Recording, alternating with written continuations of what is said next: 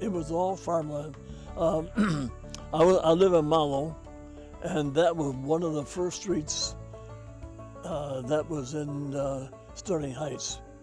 I mean, and then a little development along River Road, and then after that, it was just a farm here, a house here, and then a farm, and then a house to the next farm down the road is what it was. There were kids everywhere. Families tended to be larger. Less congestion, of course, on the roads, a lot of two-lane roads. I grew up near Canal Road, which was just a patchwork of asphalt at the time, and there were not homes on either side.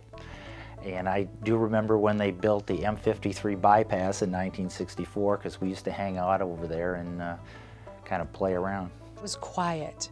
I mean, one of the things I always remember, it was because it was so quiet out here. The only thing that you would hear would be the train that would go up between Van Dyke and Mound, like in the middle of the night. You could just open the windows and you just hear the sound of the train. So it's just got more populated, but it's always been peaceful.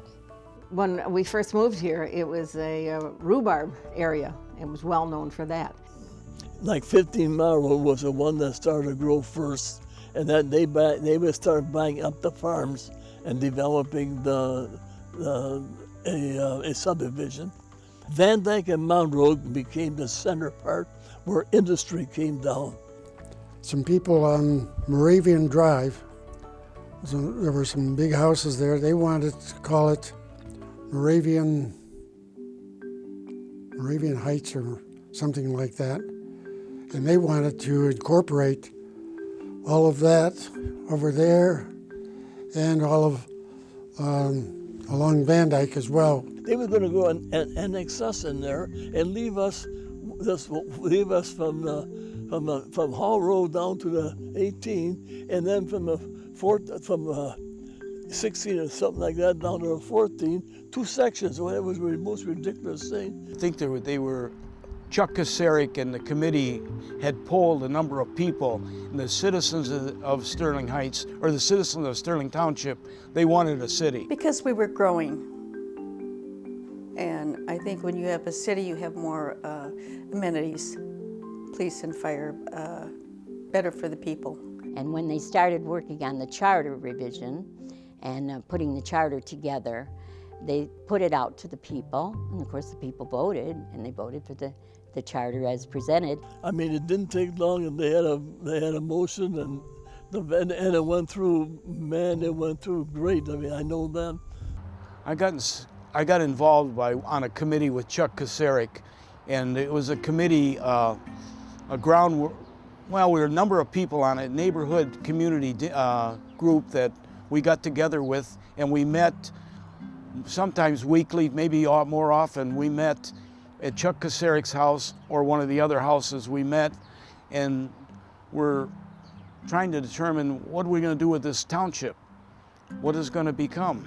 Well, Chuck Kasarik was very instrumental in it becoming a city because he was right behind spearheading everything, getting in the right direction. And I stayed with that committee, and I continued to stay with that committee until I got elected as a charter commissioner to write the Constitution for Sterling Heights. And I worked with Paul O'Reilly, and I worked with a number of other people on that committee, and I was the chairman, but Paul O'Reilly did a lot on that. He was the attorney for the city, and he was just a fantastic person. I'm proud to have been a part of it. It really will be something that I'll be able to look back on and say that, you know, I was there at the beginning, and for 25 years, the first 25 years, I was a major player. Well, Jim Dunlap was one of the guys that gave me a call. He was also in on that, and he said, we are going to set up a slate, I guess, seven of us, and we would run with the new charter in the May 25th election of '68. And next thing I know, the election came. The charter passed. There was a charter commission. A couple of the people that was on the slate with me were also on the charter, and they came up with a new charter.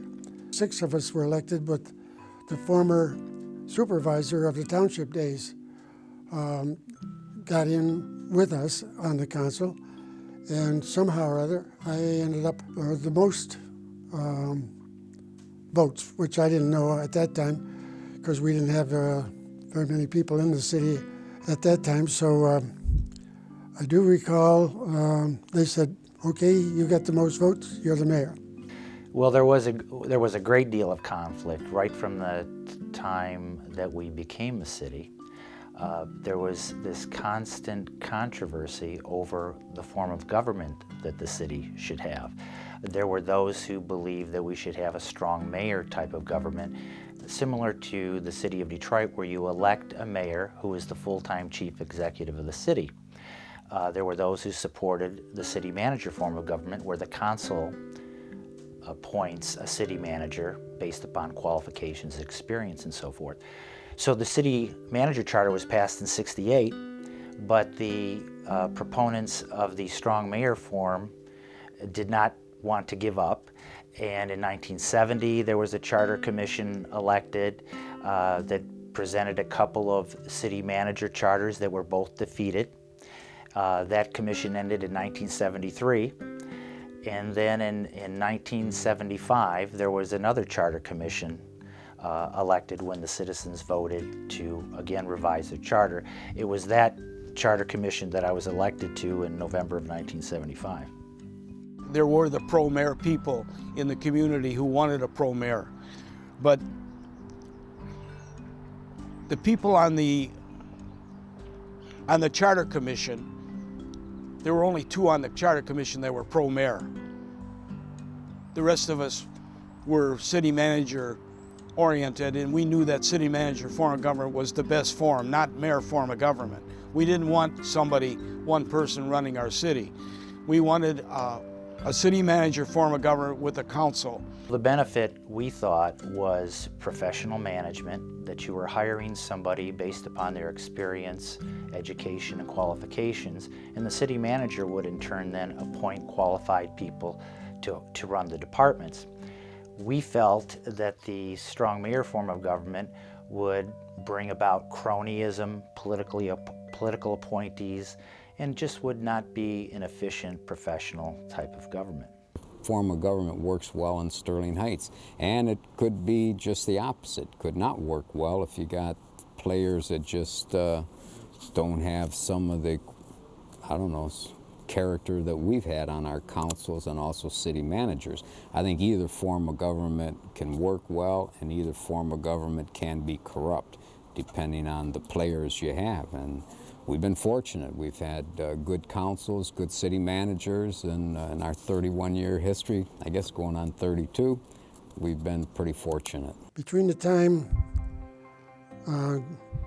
July 1st, when we became a city, and August 25th, my birthday, I lost 10 pounds, and we hired a city manager, Leonard Hendricks.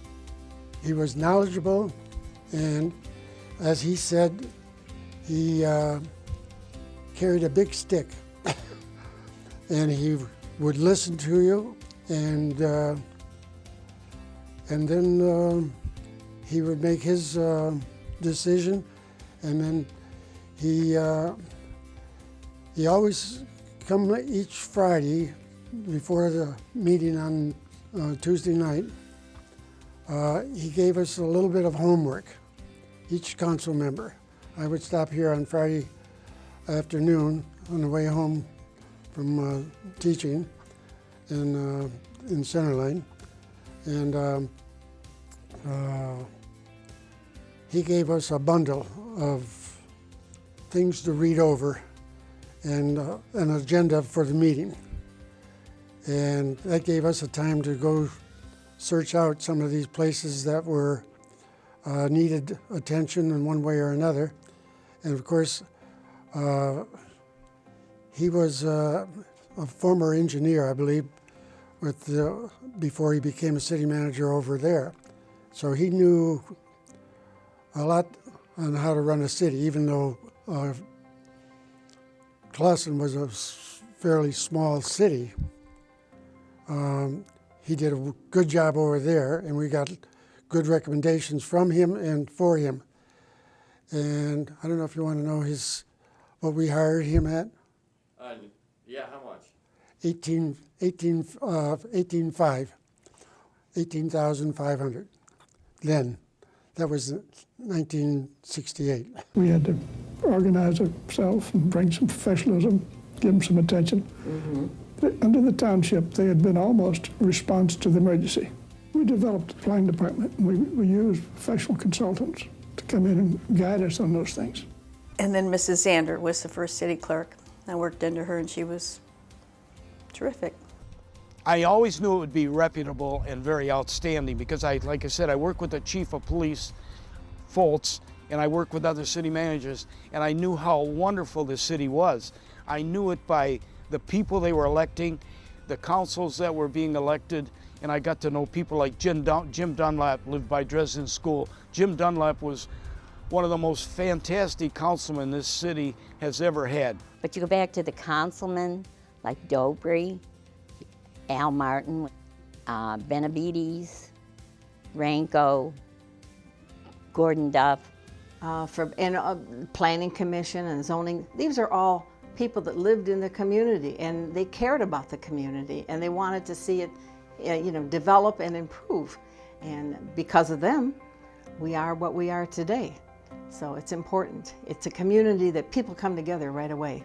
They cared about what we were going to do with this 36 square miles, as the more that the development went in and you watch the different builders take part in, you had, I'm going to say, at that time you probably had 15 different builders in the community that were building these subdivisions, and you're just watching, and like I say, the demand for teachers, the demand for churches and other community involvement, that's basically the people that really cared about, looking at fields and no development, and all of a sudden you're seeing this go on. In '71, I was called out of a classroom, or they made an appointment with me to meet at Mr. F's, was on the corner, and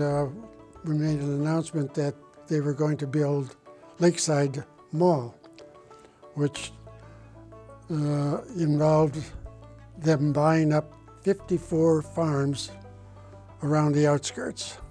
Most of them were from 25 to 40 acre farms.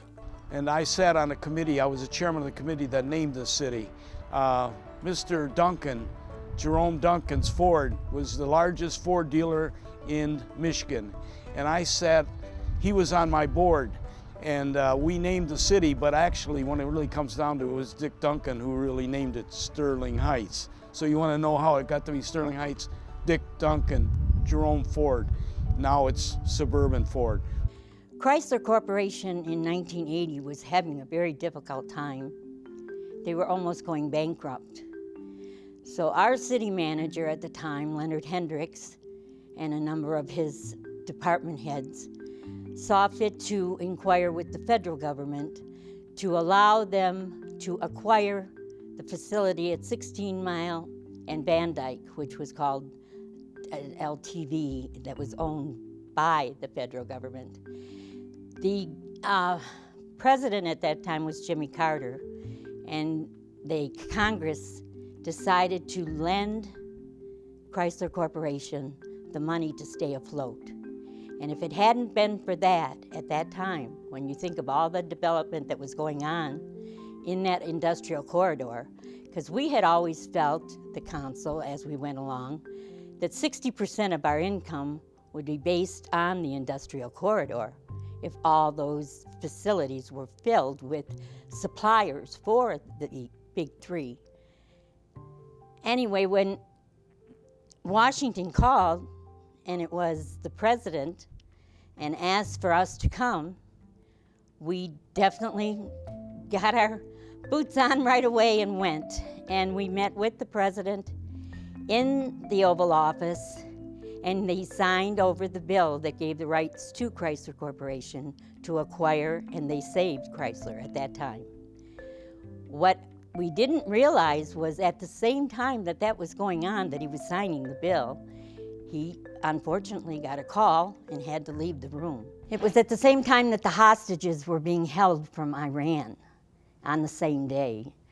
And the president had given the approval of the Marines to go in and take them, bring them out, save them.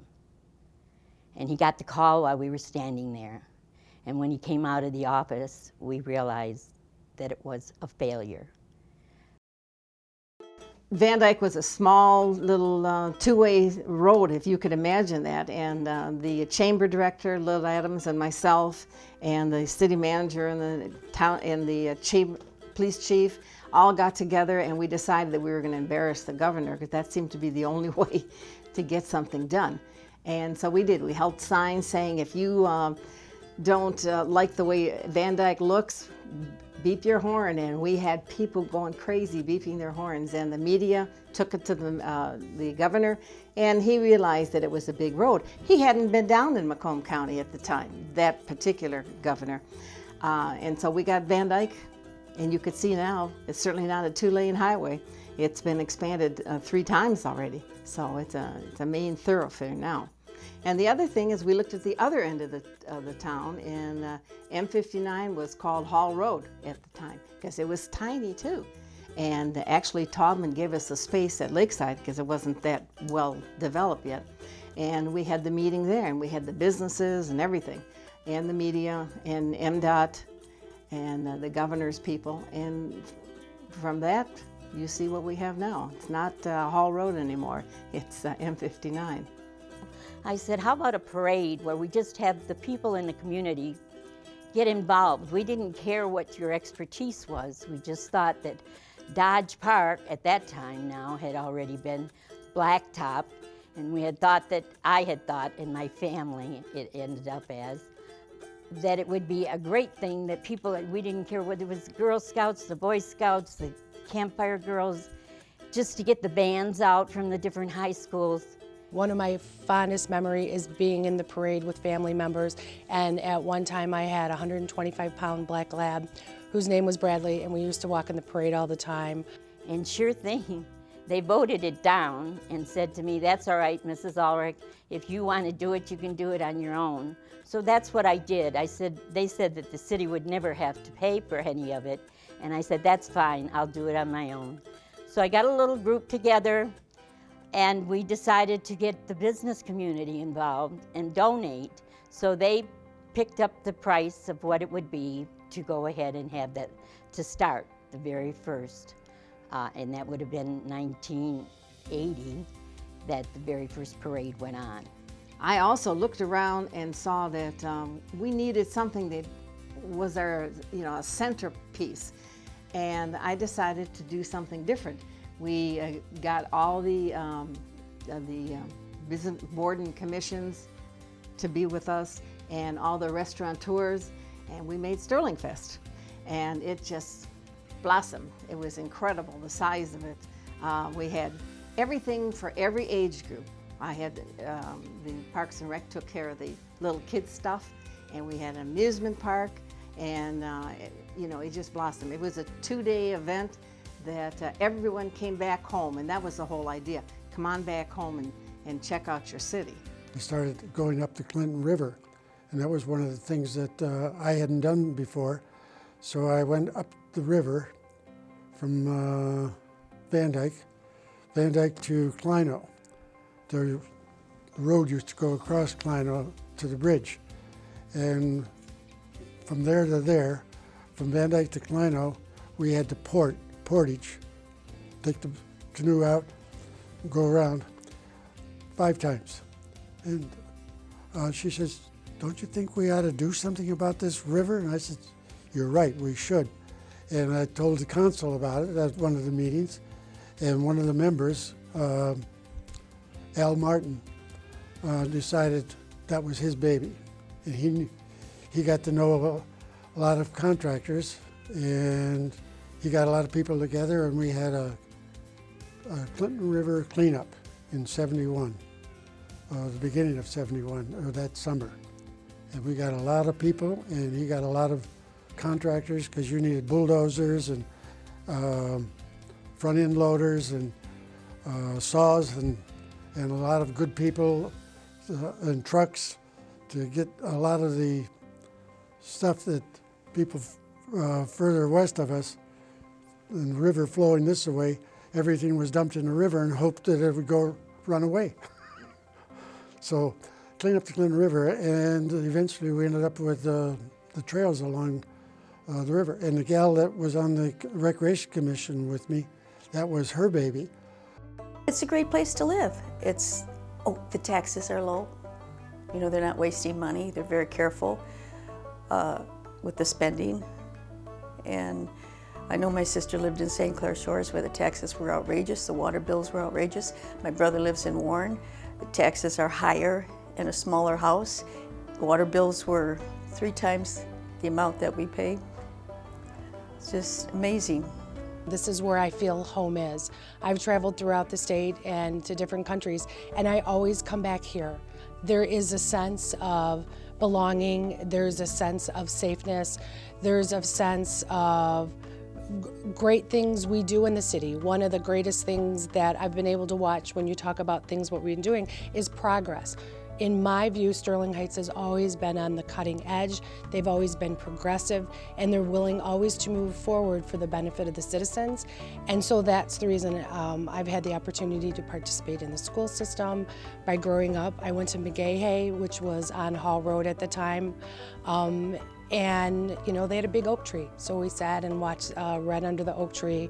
So there's just so many memories, but it's because we continue to go forward. We're not stagnant, and we just go forward. I'm very proud, and I think the fact that we had a good council and a good city manager, and we took care of as many problems as we could, and people could see that this was a good place to live, work, and play.